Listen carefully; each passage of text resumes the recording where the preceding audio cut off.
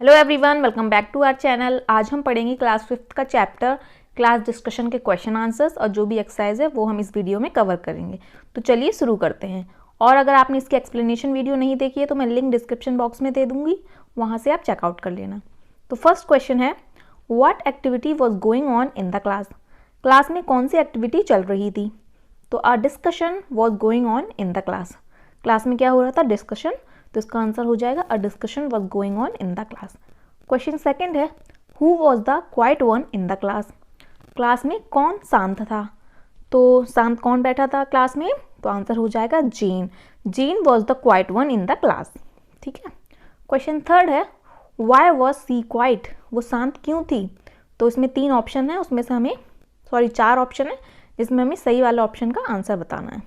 First है, she was afraid to hear her opinions, यानी कि वो डरती थी अपनी ओपिनियंस बताने में, पब्लिकली बोलने में डरती थी।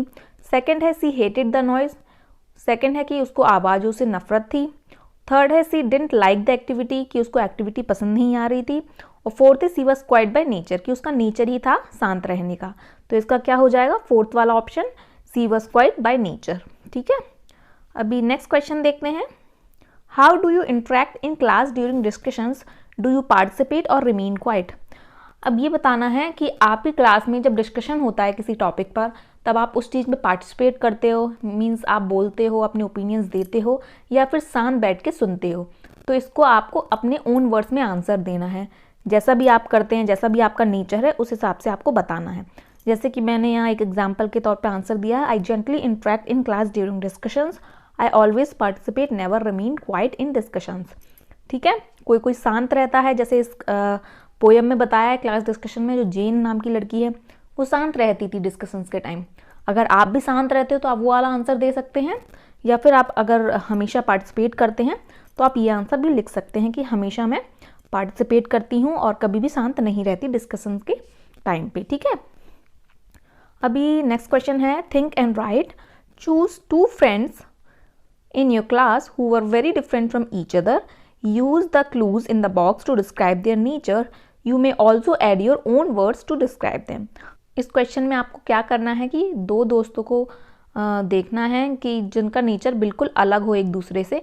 जैसे कि एक बहुत बात करता है और एक बहुत शांत रहता है, उनके बारे में आपको लिखना है, उनका नेचर एक कैसा है एक कैसा है। और नीचे ये ब्लू बॉक्स बना है, इनमें से आप वो वर्ड्स ले सकते हैं, या फिर आप उनके अपने ओन वर्ड्स में भी डिस्क्राइब कर सकते हैं उनके नेचर के बारे में। तो बस ये बताना है। जैसे कि मैं यहाँ आंसर्स बता देती हूँ। Sonu is a naughty boy but Monu is very friendly. यहाँ जैसे बताया है कि सोनू बहुत नॉटी है लेकिन मोनू बहुत फ्रेंडली है। Rahul is talkative but Pinky is quiet. तो यहाँ दोनों के डिफरेंट डिफरेंट नेचर बता रहे हैं कि राहुल तो बहुत बात करता है और पिंकी बहुत शांत है। ऐसे ही सारे में बता देने हैं। Sanjay is careless but her sister is careful.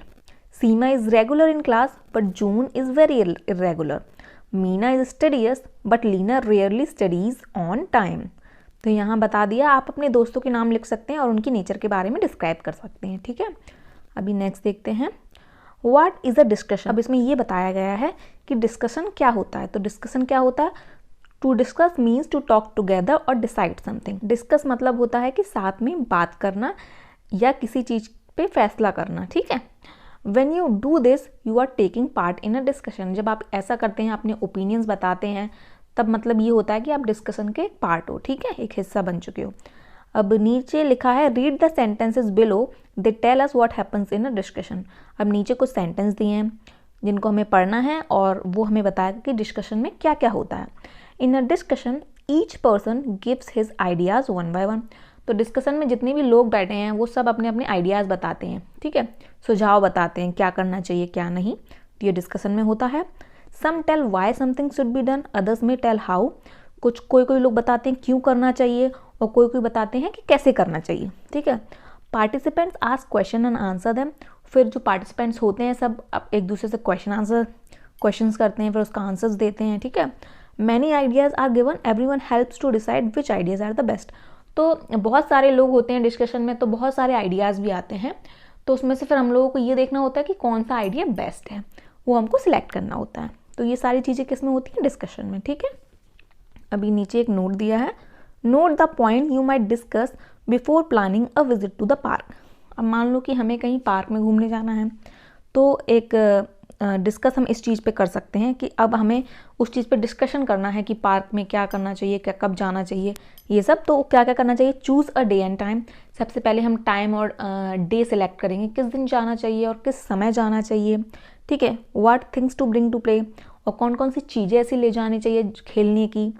Assign duties, और सबको फिर ड्यूटीज़ बांट देंगे कि आपको ये करना है, आपको ये करना है। और fourth is things to eat, कि क्या क्या चीज़ें खाने के लिए चाहिए, क्या क्या ले जानी है। ये सारी चीज़ हम डिस्कस कर सकते हैं जब भी हम पार्क घूमने जाएं, ठीक है।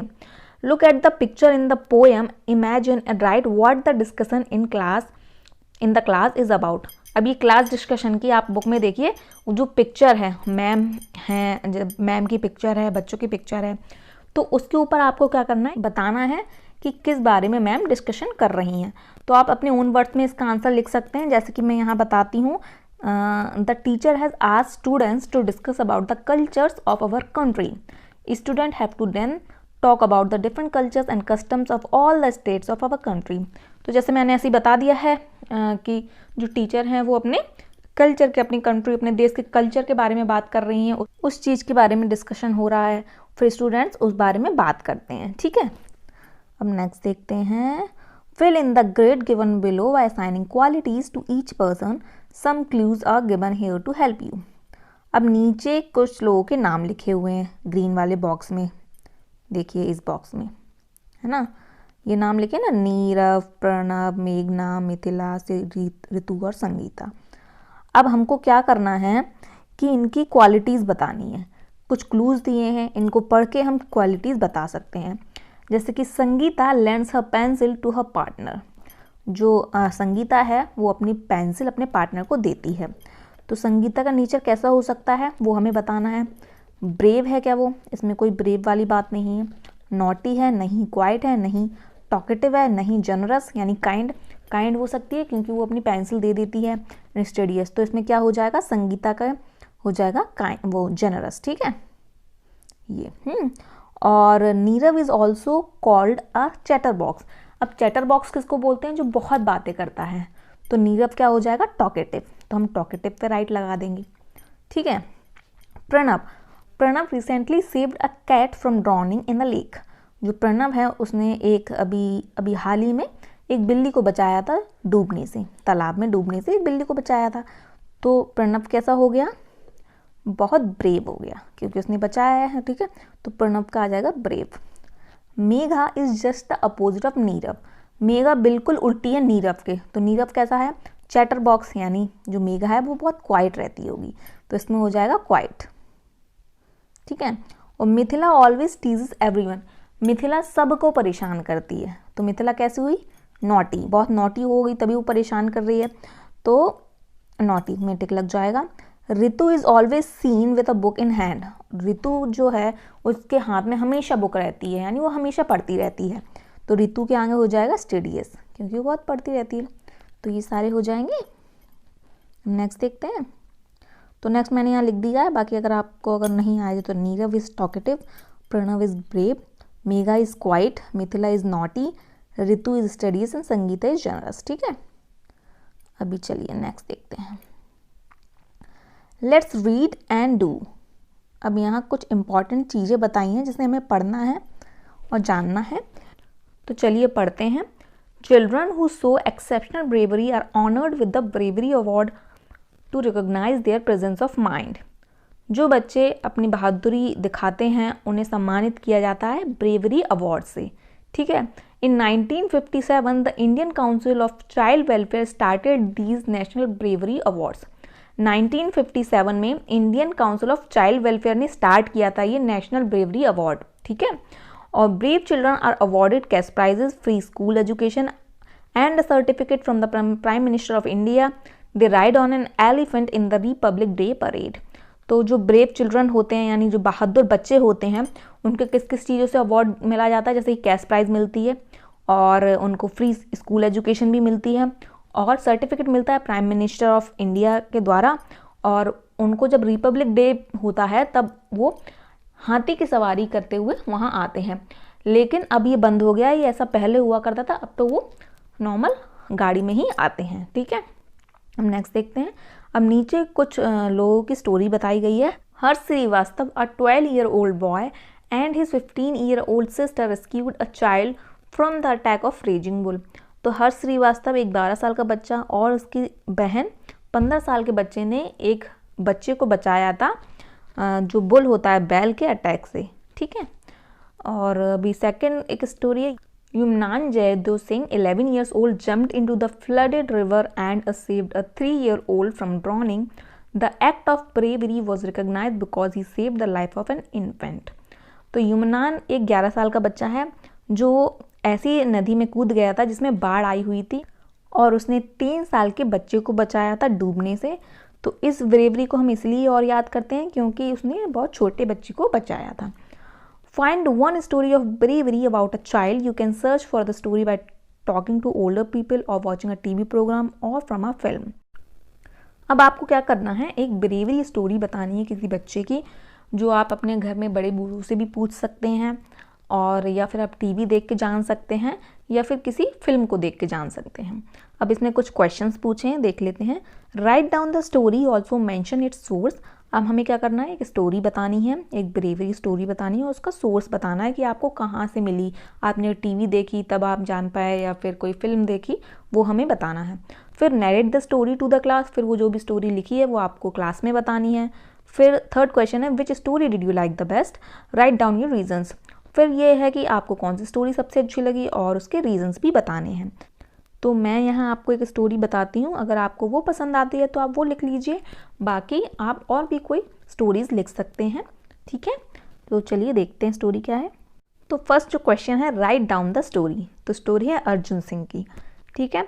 इन जुलाई 2014 a tiger entered 16-year-old Arjun Singh house in Uttarakhand.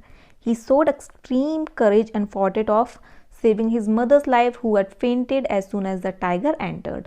Arjun went into a room and picked up a sickle to fight the tiger. As it was too small to hit from a distance, Arjun grabbed a stick and waved it towards the tiger. He did not stop until the villagers reached there and the animal ran away on seeing the crowd. Arjun received the Sanjay Chopra Award. तो ये story है 2014 की उत्तराखंड की। एक बार क्या हुआ, अर्जुन सिंह यानी जो 16 साल का बच्चा था उसके घर में टाइगर आ गया था, ठीक है। तो जैसे ही टाइगर आया तो उसने बहुत अपनी हिम्मत दिखाई। उसकी माँ ने जैसे देखा कि उनके घर में टाइगर घुस गया है और उसकी माँ वहीं बेहोश हो गई तो अपनी माँ की लाइफ बचाने के लिए अर्जुन ने बहुत साहस दिखाया और वो टाइगर से लड़ा।